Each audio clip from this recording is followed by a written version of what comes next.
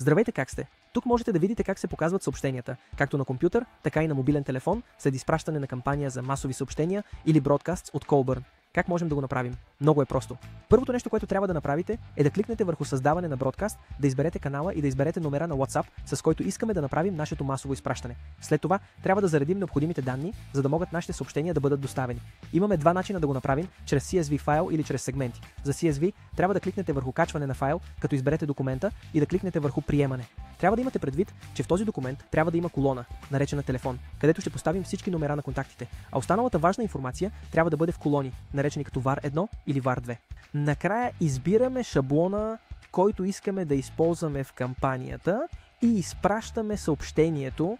В случая с сегментите следваме същия процес, но преди това избираме сегмента от контакти, към който ще направим масовото изпращане. След това избираме шаблона, който ще използваме, като внимателно избираме променливата, която трябва да попълним с необходимите данни, за да изпратим нашата кампания.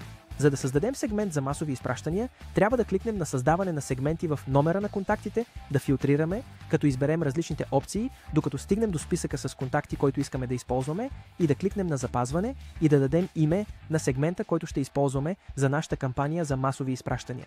Сега, както видяхме по-рано, за да направим изпращане чрез сегменти, просто трябва да изберем желания сегмент, избираме шаблона на съобщенията и правилната променлива, която искаме да използваме за този шаблон, и изпращаме нашата кампания. Готово! Вашата кампания беше изпратена. След няколко часа ще можете да видите резултата за това колко хора са получили, колко не и колко са прочели съобщенията. Помни, че масовите изпращания са налични само за клиенти, които работят с интеграцията на API на Website Visible.